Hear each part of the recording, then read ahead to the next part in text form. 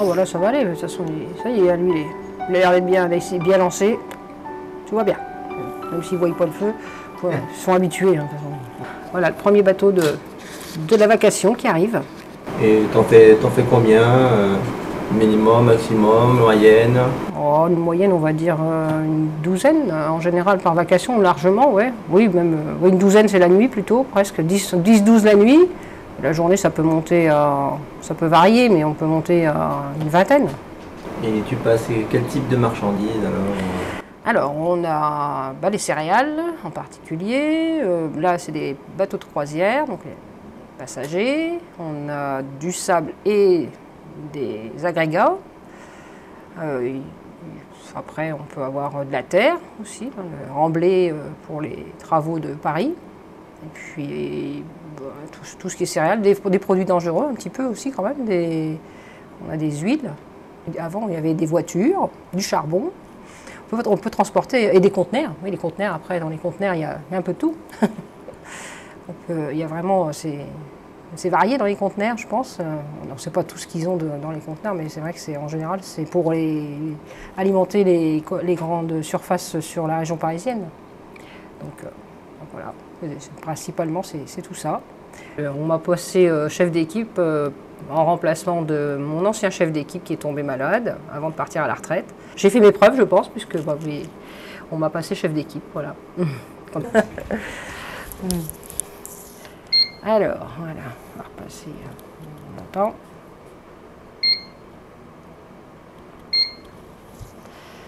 Et là, qu'est-ce que tu viens de faire là? Alors, j'ai fermé, le bateau est rentré dans l'écluse, donc là maintenant on va lancer le cycle, en fermant les portes, et puis le cycle va se faire automatiquement seul.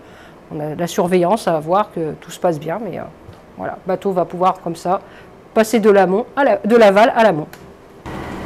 Donc là, tout est informatisé, le passage, vous voyez arriver les bateaux, tu vois arriver les bateaux. Dès qu'ils sont passés, ils sont validés de l'écluse précédente et nous, on a une carte qui nous permet de voir avec l'AIS où ils en sont dans le bief pour pouvoir un peu organiser les écluses lorsqu'ils approchent, surtout s'il y en a qui arrivent un peu dans les deux sens, montant et avalant, comme ça.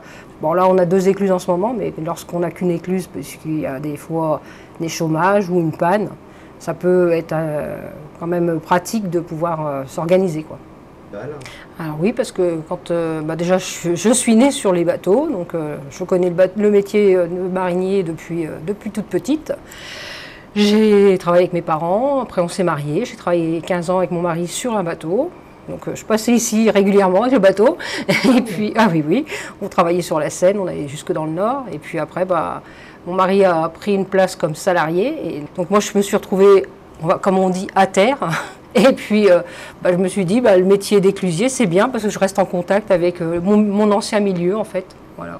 Il est, c'est la semaine, maintenant c'est par quinzaine, quand il est sur le bateau, parfois il passe, et c'est moi qui suis de service. C'est parce que tu habitais dans le coin, tu as choisi de venir ici, ou tu as trouvé le travail ici et tu as choisi d'habiter ici? Non, on a décidé d'habiter dans la région parce que la région nous plaisait déjà et on a de la famille dans la région. Et du fait, après, oui, j'ai choisi de venir à cette écluse parce que c'est proche de chez moi. Voilà.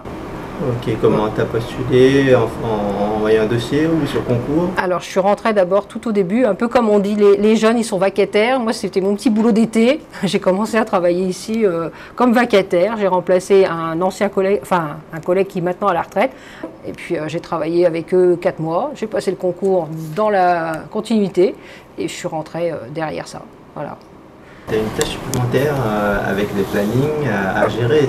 C'est assez lourd généralement tout ça. C'est assez, oui, c'est quand même assez prenant comme temps parce que quand tous les agents sont disponibles, il n'y a pas de souci, mais quand on arrive dans une période où il y a des congés, des arrêts maladie, là il y a des fois, oui, c'est un petit peu de la gymnastique pour arriver à avoir, puisqu'on tourne en 24 heures sur 24, donc 7 jours sur 7, il faut tout le temps avoir quelqu'un en vacation et c'est pas toujours facile d'arriver à combler les creux qui nous manquent quand les gens seront en arrêt. Et j'ai feuille d'heure à envoyer aussi au bureau quand c'est fini, le mot est terminé. Feuille d'heure à envoyer, des mails, enfin il y a plein de choses à gérer, quoi. en tant que chef d'équipe, on ne plus, s'ennuie pas, en plus du boulot d'agent à l'écluse, quoi. Bon, après, quelquefois, je peux le faire quand je suis sur une journée d'entretien, mais je fais aussi des remplacements sur les journées d'entretien, donc c'est difficile de faire que de l'administratif en journée d'entretien. Donc, bon, j'en fais ici quand il n'y a pas trop de bateaux, quand c'est calme. Le week-end, c'est un peu plus calme aussi. Parfois la nuit, quand on a un peu de bateaux qu'on attend. une opératrice. C'est ça, oui. C'est vrai qu'on va changer de nom, d'étiquette. Je ne sais pas comment on peut dire, mais on va changer d'emploi un peu, parce qu'on va être... on va devoir des dénominations, parce que l'emploi va être un petit peu modifié. Là, actuellement, on travaille seul. On est en poste seul parce qu'on gère 2 écluses. Mais par la suite, on va avoir un collègue, parce qu'on sera à gérer 6 SAS pour 3 sites. Et on sera plus on va devenir opérateur. Bon, normalement, je continue à penser qu'on sera quand même agent opérateur. Et moi, je dois continuer à garder mon poste de chef d'équipe, donc continuer à gérer les plannings. Mais ça ne sera plus pour cette personne, mais pour 14. Exactement. Donc voilà, il va y avoir double de boulot. Bon, normalement, on sera 2 aussi. Hein. Je pense qu'on va essayer de travailler en binôme.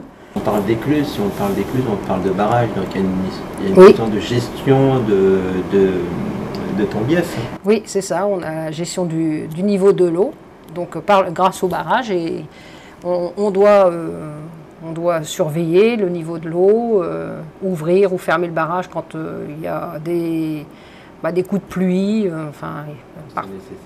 voilà, quand il y a des choses, soit on retient plus quand ça fait longtemps, là en ce moment on est plutôt en train de retenir, et comme il y a la centrale hydroélectrique qui tire aussi, donc c'est vrai qu'il faut que tout le monde ait un petit peu d'eau pour que nous on conserve notre niveau, pour que les bateaux puissent avoir leur chenal navigable. Donc c'est important de tenir la cote d'eau, quoi. Et en cas de crue, est-ce que les bateaux passent toujours par l'écluse ou ils peuvent passer par le barrage? Alors après, quand la crue est vraiment importante, le barrage est ouvert puisque les écluses sont plus... de toute façon, après, même à une certaine cote, après, il n'y a même plus de navigation possible. Parce que il y a aussi après le problème de la hauteur. Au barrage, si les bateaux sont hauts, il y a un passage de pont à faire. C'était une ville, c'était étroit. Donc tu vois, le courant, ça rétrécit, donc le courant arrive très brutal. Nous, on était montants, et on a mis un temps à... Enfin, il y a des bateaux qui ne savaient pas monter de toute façon ce pont. Tu es obligé de te faire tirer par un autre bateau. Donc tu mets une corde et tout, donc c'est un petit peu kamikaze, on va dire. Un peu dangereux. Un peu dangereux, ouais. Et il y a des bateaux qui ne montent pas du tout. Nous, on a fait l'essai, on a reculé, je crois. On n'a pas réussi à passer le pont du premier coup. Et après, on a refait un essai en se lançant d'un peu plus loin, un peu comme, voilà, tu te lances, tu te prépares, et puis moteur au taquet, quoi, à fond. Et on a réussi à monter, mais plus tu avances, voilà, quoi, c'est très très lentement. Hein. C'était du temps où tu étais marinière. Oui, ça c'est un peu des mauvais souvenirs quand même, parce que tu as peur que le bateau aussi parte de travers, donc il se rabatte sur la pile. Ah, c'est super dangereux. Le bateau il peut se coller sur la pile, la pile de pont, et quoi. Mais bon, ça c'est... Donc c'est plus calme à terre. C'est ça qui me... Voilà. Moi c'est tout ça. Une fois on a eu pareil, alors là il y a eu ça, et une fois à Valent, parce que Montant c'est pas marrant, mais à Valent, quand tu as des ponts cintrés comme dans Paris, et mon mari n'a jamais peur lui. Donc allez, on y va, c'est bon, on peut passer. Et, ça y est, ton bateau... Oui, le bateau est en train de quitter l'écluse. Il sort pour prendre la direction de Paris.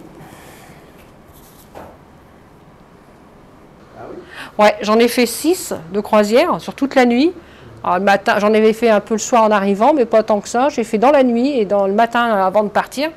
Et en fait, j'ai fait plus de croisiéristes. Alors, c'est la nuit de mercredi à jeudi. Je me suis même dit, parce qu'en général, ils passent un peu toujours... Eux, ils ont une programmation. Hein. Enfin, ils sont un peu toujours dans le même sens, à la même heure, même jour. Oui, c'est pas très ancien, c'est vrai. On a eu...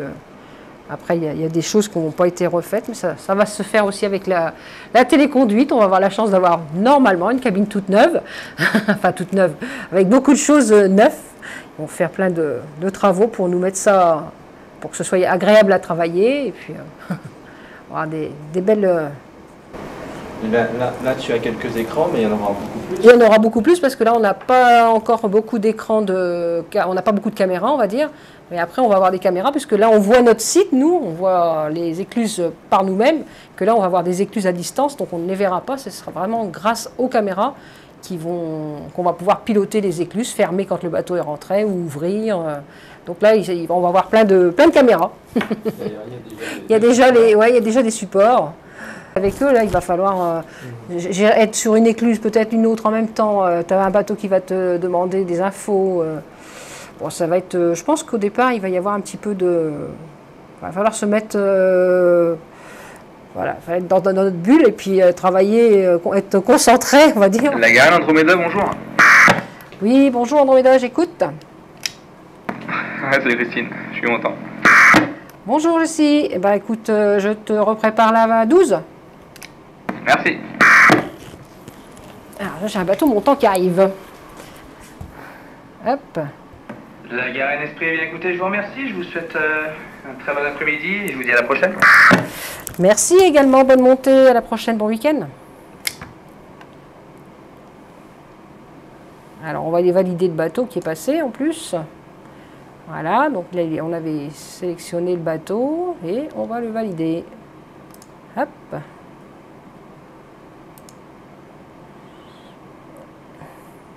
Et le montant qui arrive, il va falloir demander les informations puisque lui, il a chargé dans le bief. Un petit papier. Hop. Tu pourras me donner tes informations, Jessie? Ouais, j'ai pas encore. Ok.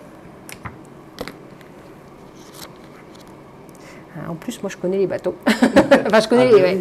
Là, c'est voilà. Comme marinière, voilà. Là, c'est les mêmes des jeunes de l'âge de mes enfants, on va dire. C'est des amis de mes enfants qui sont sur les bateaux et qui passent, qui me connaissent du coup.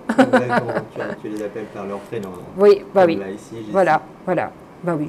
Il y en a pas mal que je connais. Puis, eux m'appellent aussi par mon prénom. Donc, quand je lui ai répondu, la Garenne, oui, Andromeda, je t'écoute, il a été surpris, il a dû se dire, d'habitude, elle ne me dit pas bonjour comme ça. Parce que, bah, voilà, c'est le fait de les connaître qui fait que. Oui, bon, puis même après, je pense que même dans les collègues, il y a des collègues qui, sans les connaître vraiment de proches, mais il y en a qui commencent. Ils passent tout le temps.